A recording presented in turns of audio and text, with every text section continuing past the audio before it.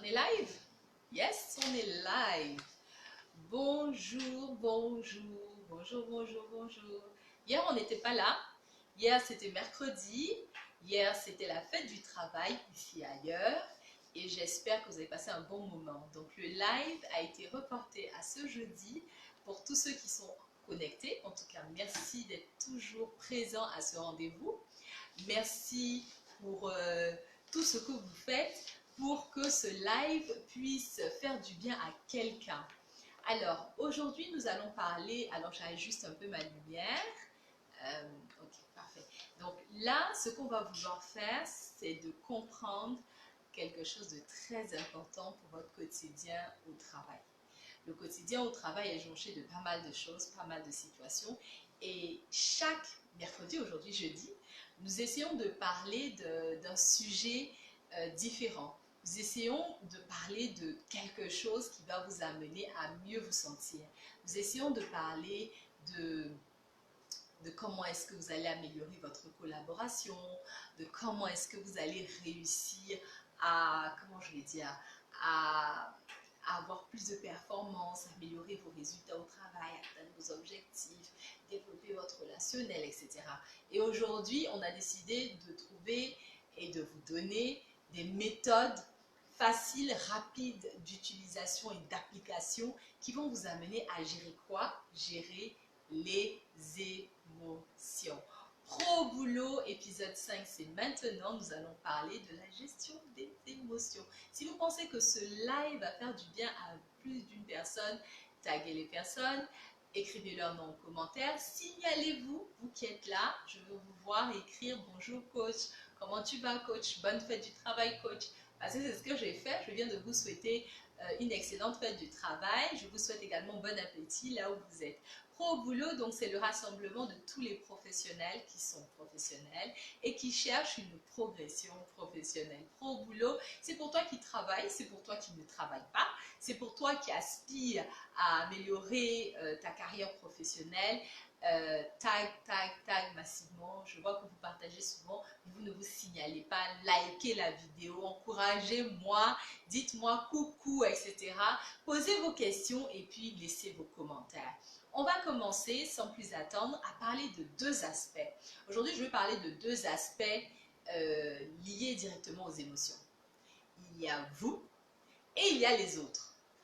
Pourquoi vous? Parce que lorsque vous rentrez dans votre société, quand vous arrivez au bureau, une chose est claire, vous ne laissez pas vos émotions à la porte.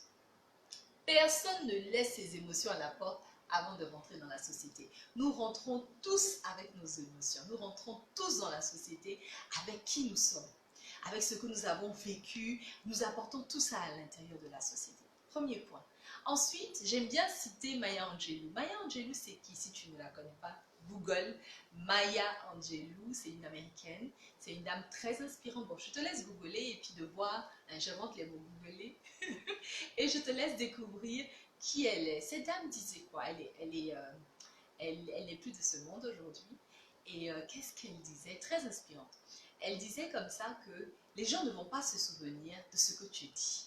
Les gens ne vont pas se souvenir de ce que plus ou moins tu as fait. Donc, tes paroles, tes propos, tes actions ne vont pas rester. Ce qui va rester, ce que les gens vont toujours se rappeler, c'est véritablement comment est-ce que tu les as amenés à se sentir. Donc, quand tu as laissé sur une personne une émotion, quelle qu'elle soit, les gens ont tendance à se souvenir. Généralement, vous allez voir, quand on était élève, je donne toujours cet exemple, quand on était élève, il y a toujours un, deux ou trois professeurs qu'on a adorés et dont on se souvient aujourd'hui. Hein, faux. Généralement, ces professeurs, c'est qui? Ce n'est pas forcément le professeur qui t'a appris le plus de choses, qui a beaucoup parlé, qui a beaucoup apporté de notions, etc.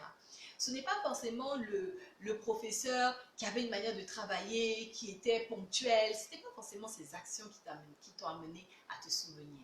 Mais c'est véritablement les émotions qu'il a produites chez toi. Un professeur qui va réussir à faire monter en toi de la confiance, tu vas généralement t'en souvenir.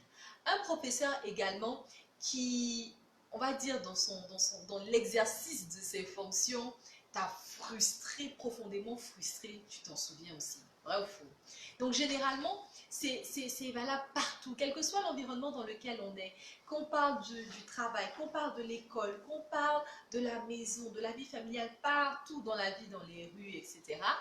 Dès lors qu'une personne, on va dire, amène certaines émotions à apparaître chez vous, je vous promets, vous vous en souvenez. Donc déjà, il faut comprendre pourquoi. Quel est le principe derrière les émotions? C'est quoi les émotions? Les émotions, on va dire, on peut dire c'est une réaction physique ou physiologique qu'une personne va avoir à son environnement, à un choc, à une situation, à un changement extérieur à lui. Donc le premier point de départ quand on parle des émotions, donc qu'est-ce qu'on essaie de faire? Je vous dis toujours, pour pouvoir régler une situation, pour pouvoir adresser une situation, il faut pouvoir l'analyser. On veut gérer ses émotions, on veut améliorer ses émotions, enfin on n'améliore pas ses émotions, on gère mieux ses émotions. Donc pour pouvoir mieux gérer tes émotions, il faut que tu comprennes comment est-ce que ça fonctionne. Dès lors que tu vas comprendre, et ça c'est super important, dès lors que tu vas comprendre comment fonctionnent les émotions, tu sauras mieux gérer les émotions. Tu seras une personne stable, une personne qui ne sera pas déséquilibrée ou déstabilisée par les événements extérieurs. Et en fait, c'est valable à tout moment. Lorsque tu fais, comment on appelle ça, des présentations d'entreprise, lorsque tu pars en rendez-vous client, lorsque tu prépares un interview pour ceux qui ne travaillent pas encore, quelle que soit la situation, on a tous besoin, tous besoin de pouvoir gérer nos émotions. Gérer nos émotions, ça nous amène au next level. Honnêtement, lorsque tu arrives à gérer tes émotions, qu'est-ce que tu arrives à faire? Tu arrives à maîtriser, à dominer, à prendre le dessus sur beaucoup de choses. Et c'est en cela qu'on va différencier une personne qui stagne professionnellement à une personne qui évolue. Ça ne veut pas dire que tu n'as pas des preuves, mais ça veut dire que ta gestion face à tout ce qui va arriver est plus ou moins, on va dire, maîtrisée. Maîtrisée, c'est le bon mot. Donc, déjà, il faut comprendre que l'émotion a toujours en effet un événement déclencheur. Donc, il y a un événement d'abord. Après l'événement, qu'est-ce qui va se passer? L'événement va entraîner une information qui va monter là, ici, au cerveau. Et qu'est-ce qui va se passer? Tu vas commencer à analyser, interpréter, analyser bien ou pas bien, ça c'est pas le problème, mais ton cerveau fonctionne. Ton cerveau va t'amener à, comment on appelle ça, à comprendre les choses d'une certaine manière ou pas, d'une bonne manière ou d'une mauvaise manière, ça c'est pas le problème. Il faut comprendre que ton cerveau va analyser. Et l'analyse que tu vas faire de toutes ces informations qui vont monter à ton cerveau, de l'événement, du changement, du traumatisme, etc., c'est ce qui va produire l'émotion. L'émotion, en réalité, ce n'est pas une pensée. Non, non, non. L'émotion, c'est la réaction à la pensée qui est, elle également, une conséquence d'un événement. Et c'est à la suite de ça qu'on a des réactions. En réalité, les émotions sont 100% inoffensives. Si tu ne savais pas ça, attends que je te dise. L'émotion en elle-même est totalement inoffensive. Il n'y a aucune mauvaise émotion. Il y a 6 grandes catégories d'émotions et je vais te les donner. Si tu ne savais pas, tu vas les découvrir. Donc, il y a 6 grandes catégories d'émotions, mais en réalité, les émotions ne sont pas vraiment, c'est vraiment pas quelque chose de dangereux. Ça ne fait pas de mal. C'est normal. Tout être humain a des émotions. Si vous connaissez un qui n'a pas d'émotion, pardonnez, taguez-le là, signalez-moi l'individu. Donc, comme je dis, tout le monde a des émotions. Ce qui est dangereux, ce n'est pas l'émotion, mais c'est ce qui vient juste après. Ta réaction, ma réaction, la réaction du groupe. C'est généralement nos réactions à nos émotions qui créent les problèmes dans notre quotidien, dans notre évolution, dans tout ce qu'on fait. Donc, il faut pouvoir comprendre ce principe-là, comprendre on va dire, l'enchaînement. Donc, plutôt que de voir le résultat, il faut déjà commencer à comprendre qu'il y a un événement. Et souvent, ces événements-là, on ne fait même pas attention. C'est-à-dire qu'on est bouleversé par des situations qu'on ne prend même pas la peine d'analyser. Ça, on va voir ça en solution. Je vais vous montrer comment on fait pour gérer les émotions. Vous pouvez me dire merci après. Donc, l'idée, c'est ça. D'abord, comprendre l'événement. Comprendre qu'il y a un événement. Comprendre qu'il y a quelque chose qui va venir changer, chambouler le système de pensée. Une fois que le système de pensée est affecté, attaqué ou vraiment contrarié, etc., on va avoir des émotions. 6 catégories d'émotions que je vais vous donner tout de suite. Et après ces émotions, ce qu'il faut faire très attention, c'est la réaction. Donc en réalité, quand on dit gérer les émotions, c'est certes gérer les émotions, mais surtout anticiper les réactions. Notez ça. Gérer les réactions, c'est surtout anticiper sa propre réaction. Donc, pour reprendre aux catégories, lorsqu'on parle des catégories, on parle de 6 grandes catégories d'émotions. Alors, la première catégorie que tout le monde connaît, qui est vraiment une catégorie très intéressante, c'est véritablement la catégorie la joie. La joie. On a la joie, on a la peur, on a la tristesse, on a le dégoût, on a la surprise et on a la colère. Je reprends. La joie, la tristesse, la peur, le dégoût, la surprise et j'en ai oublié un, la colère. Je crois que je n'ai pas redit la colère. Ça fait 6. Ça fait 6 grandes catégories. Donc, avec ces 6 grandes catégories, on aura ce qu'on appelle des émotions secondaires. Les émotions secondaires, c'est quoi? Quand on prend la joie, dans la joie, on va avoir l'euphorie, on va avoir, on va dire quoi? Tout ce qui va être sentiment dérivé de la joie, du bonheur qu'on reçoit. C'est-à-dire la motivation, par exemple, ça fait partie d'une sous-catégorie de la joie. Donc comme ça, toutes les émotions qu'on connaît inimaginables sont des sous-catégories de ces 6 grandes catégories. Donc par exemple, quand on prend la peur, dans la peur, on va avoir la terreur, l'effroi, tout ça c'est la peur. Maintenant, quand on va prendre par exemple la surprise, tout ce qui est étonnement, etc., ça va être dans la surprise. Quand on prend la colère, on va prendre l'énervement, tout ce qui est impatience, tout ça, ça va être peut-être dans la colère, et puis et ainsi de suite. Donc, les 6 grandes catégories nous permettent de pouvoir identifier mieux on va dire la phase dans laquelle on est. Donc, si par exemple le matin tu t'es levé et que tu es contrarié par rapport à une situation au point de ne même pas vouloir saluer, on va dire tes collègues et tout ça, tu arrives, c'est peut-être un sentiment dérivé de la colère. Donc en réalité, tu es en colère. Même si toi-même, tu n'arrives pas à dire que tu es en colère, mais parce que tu as quitté la maison, il s'est passé quelque chose avec monsieur et les enfants, ou bien même, je ne sais pas, sur le trajet, le taxi dans lequel tu es monté, ou le bac à le bus. C'est à toi de voir. Analyse, analyse. Quelle que soit la sensation que tu as dans le cœur, c'est forcément, ça découle forcément de ces 6 catégories-là. Arriver à faire un distinguo entre les 6 catégories-là, rattacher ce que tu ressens à une de ces 6 catégories, ça va te permettre de réaliser une chose. C'est-à-dire que souvent, on ne réalise pas qu'on est en colère. Jusqu'à ce qu'on prenne en compte le sentiment qu'on a, l'émotion du moins qu'on a, et réaliser que cette émotion-là est liée directement à de la colère, en réalité. C'est une expression de la colère. Pareil pour la joie. Tout sentiment de bien-être que vous allez ressentir va toujours être rattaché à de la joie. Donc, il y a certaines situations, il y a des gens, on leur demande, non, mais je ne suis pas souvent joyeuse, je ne suis pas une personne joyeuse même comme ça. Mais à chaque fois que tu vas vivre une situation où tu seras un peu, on va dire, positive, contente, heureuse, même pas pour toi, pour d'autres personnes, tu es dans de la joie. Donc ça, c'était juste pour permettre à tout le monde de comprendre les différentes catégories d'émotions et arriver à savoir clairement qu'est-ce qui vous anime, comment est-ce que vous vous sentez. C'est la question, comment est-ce que tu te sens? S'il te plaît, comment est-ce que tu te sens?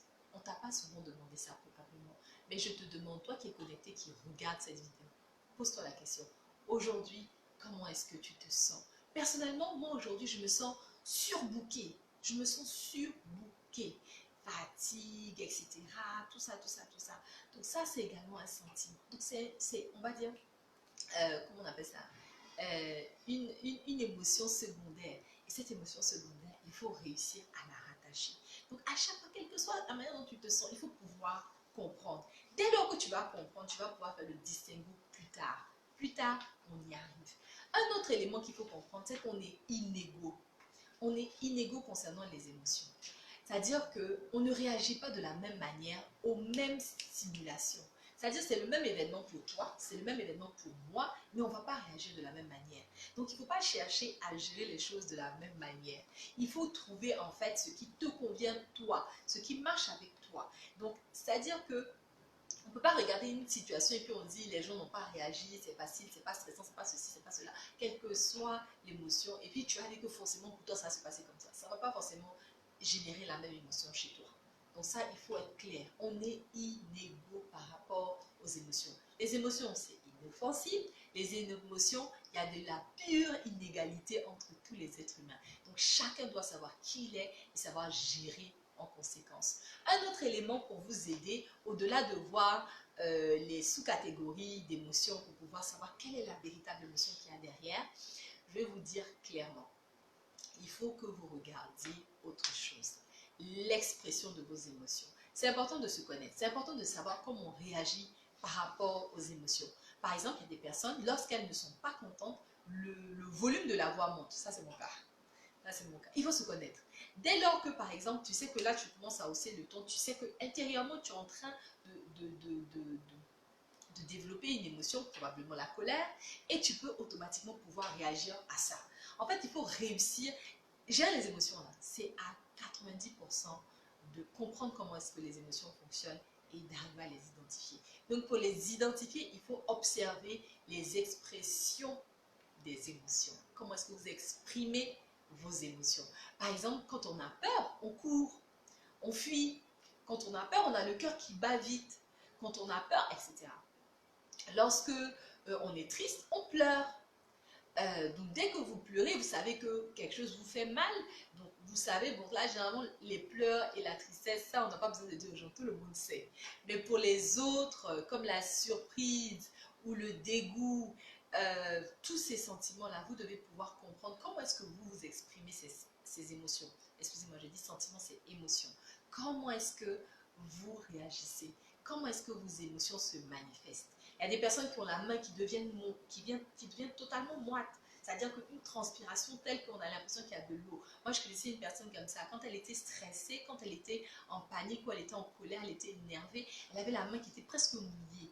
Vous pouvez avoir, je ne sais pas, vous pouvez avoir tellement de manifestations des émotions. C'est à vous de vous connaître. Mais pour ça, il faut prendre le temps de se poser la question, comment je me sens? Et enfin, il faut qu'on se donne rapidement des conseils, comment gérer. J'ai appris aujourd'hui, grâce à coach, à comprendre mes émotions. Le son n'est pas au top. Oh, je suis désolée. Je suis désolée. Excellence, Lynn. J'espère que tu m'entends. J'espère que tu vas entendre au moins la fin. En tout cas, merci de te signaler. Merci d'être là. Merci d'encourager les First Ladies et le live pro au boulot, le live hebdomadaire, les épisodes pour les professionnels au bureau. Donc, comme je disais, pour finir, une fois que vous savez identifier, on va dire, vos émotions, vous pouvez faire une chose très simple, mais c'est super important. Vous pouvez écrire. Écrire vos émotions. Vous les identifiez, vous les listez et surtout vous expliquez leur manifestation.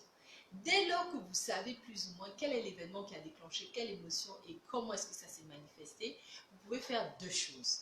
La première, c'est d'éviter toute situation similaire, c'est-à-dire dans la mesure du possible, ne plus vous retrouver dans une telle situation dans la mesure du possible, parce que la plupart du temps ce n'est pas possible, mais dans la mesure du possible, ne plus jamais vous retrouver dans une telle situation. C'est-à-dire que si par exemple une réflexion de votre collègue ou de votre patron vous a totalement dérouté, déstabilisé, découragé, vous savez que qu'est-ce qui s'est passé? La manière dont vous avez analysé les commentaires de votre patron est directement liée à un événement, un travail non rendu, non fait dans les délais. D'accord, on a parlé des délais. Donc, par exemple, vous savez que ne pas travailler dans vos délais va emmener tel propos de votre patron. Donc, normalement, vous ne devez plus vous retrouver dans telle situation pour ne pas vivre les émotions que vous vivez actuellement. Donc, c'est pas juste les autres doivent changer, je vis mal les émotions. Les émotions, pour en sortir, il faut avoir une démarche responsable. Il faut avoir une démarche responsable. Soyez responsable de vos émotions. Donc, à ce moment-là, vous les identifiez et vous mettez un plan d'action plus ou moins en vous disant je ne me retrouverai plus jamais dans une situation et vivre ce type d'émotion. Ça, c'est le premier point. Le deuxième point, c'est que également, une fois que vous avez réussi à identifier les émotions, vous savez que c'est un système de pensée qui analyse en fait l'information. Donc, votre système de pensée, vous essayez de le travailler au mieux pour développer la pensée positive, c'est-à-dire vous essayez d'avoir la meilleure interprétation des événements et des situations que vous vivez. Vous refusez de vous laisser influencer négativement par certaines émotions qui pourraient, par certaines situations qui pourraient déclencher des émotions qui vous feraient vous sentir mal. En faisant ça, vous évitez de mal réagir. Mal réagir, comment on neutralise les réactions? Il faut prendre du recul. Isolez-vous, respirez, buvez de l'eau, faites ce que vous pouvez, mais c'est super important. Il faut prendre de la distance et se relaxer. En se relaxant, vous évitez d'avoir ces pics en termes d'attitude, etc. et qui vont vous emmener plus de problèmes au bureau qu'autre chose.